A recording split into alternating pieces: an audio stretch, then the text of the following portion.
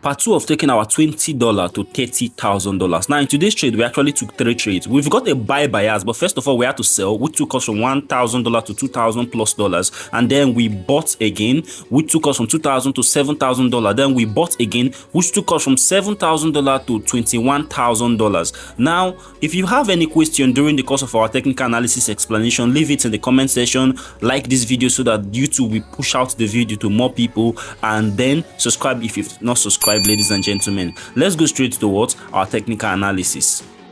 Actually, because right now because the market is still actually open. The market is still actually open. We've got a zone right here, which is the last point of supply. Remember, I said we have what a general bias for what a buy on gold. So we've got a general bias for a buy on gold. So I would actually be taking this buy. Maybe for the next part of the video, you guys would see how I tackled this buy entry right here. But that is for that. Let's go to today's trade, the one we've actually taken, the one we've actually put in the bag.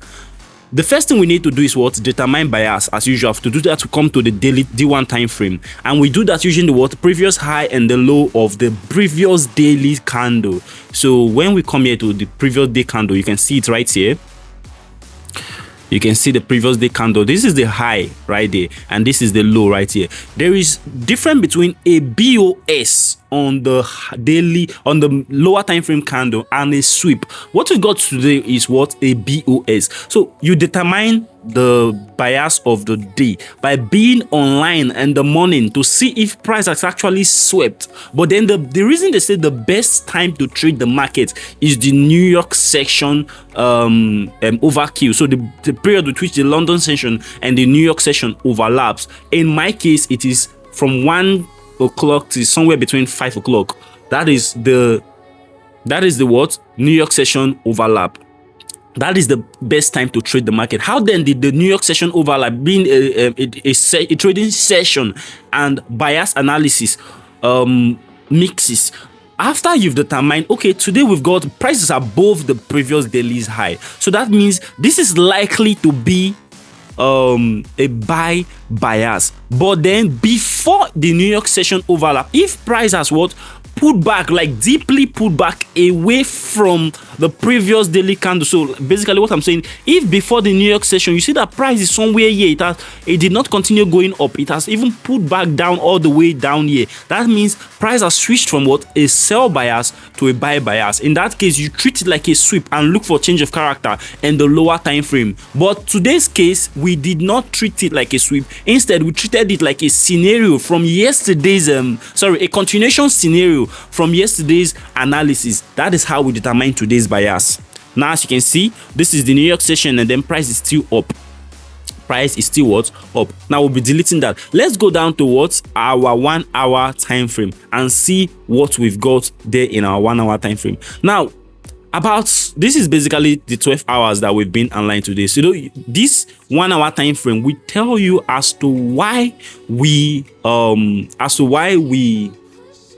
actually took a sell, then a buy, then a buy, then a buy, then another, looking to take another buy again. Of course, the bias is buy, so we are definitely likely to catch more buys. In fact, I am not supposed to take a sell in a buy bias, but I had very good reason of doing so. Can you see this particular line here?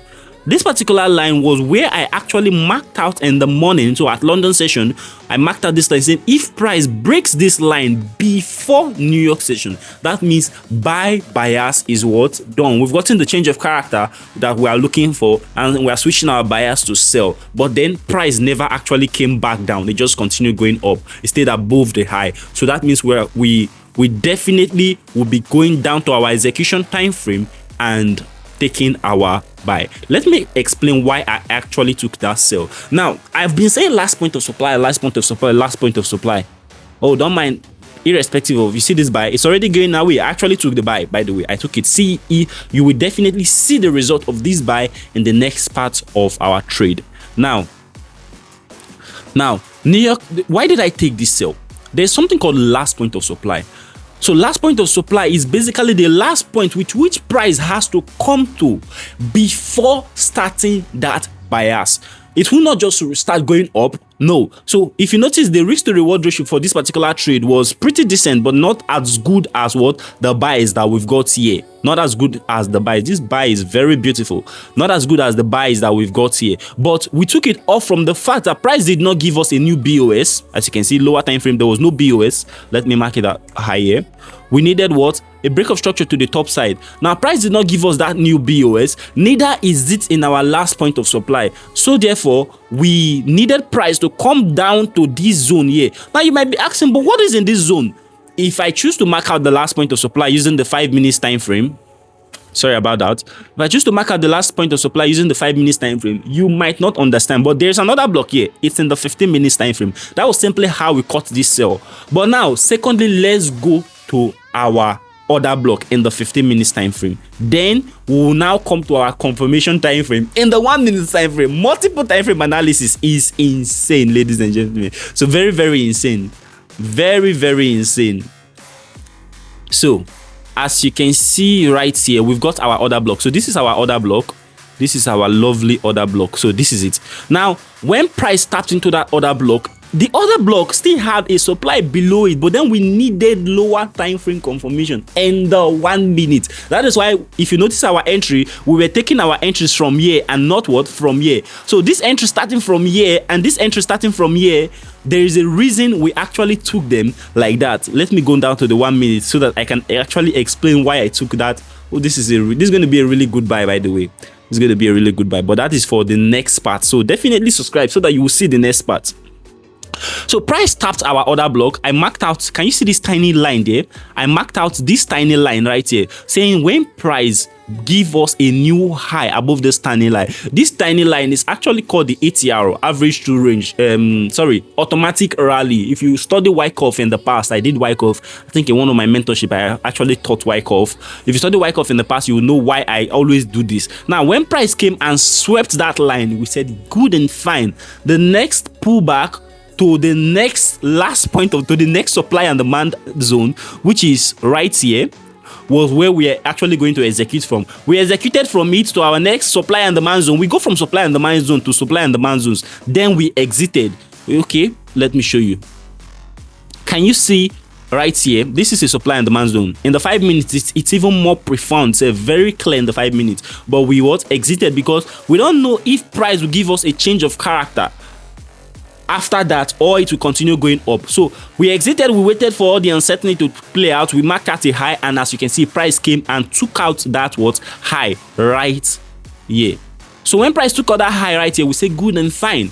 We are going to take another buy, while also looking for the last point of supply of that same buy. And then we took that other buy right here, and then price continued going up all the way to our next supply and demand zone, with which we exited from, and then it came back again to another supply and demand zone, which we just took this buy from, and now it's going up to the next supply and demand zone. This one is actually the longest one. This is actually the longest, but each one of these moves have a risk to reward ratio of 1. This one has a risk to reward ratio of 1:8. So basically, if you risk $10 on this trade, you would have made $80, and this one has a risk to reward ratio of 1:6. If you risk $10 on this trade, you would have made $60, and this one has a risk to reward ratio of another 1:6. So you see, capital is really never the problem, although capital is needed.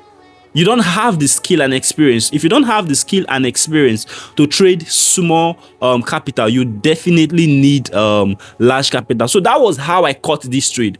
If you have any question, leave it in the comment section. I will answer you. It's your boy Azaka FX. Keep watching so that you can actually see our entries and our exits on these trades. They are beautiful. They are beautiful. Enjoy the music, ladies and gentlemen. See you all in the next trade.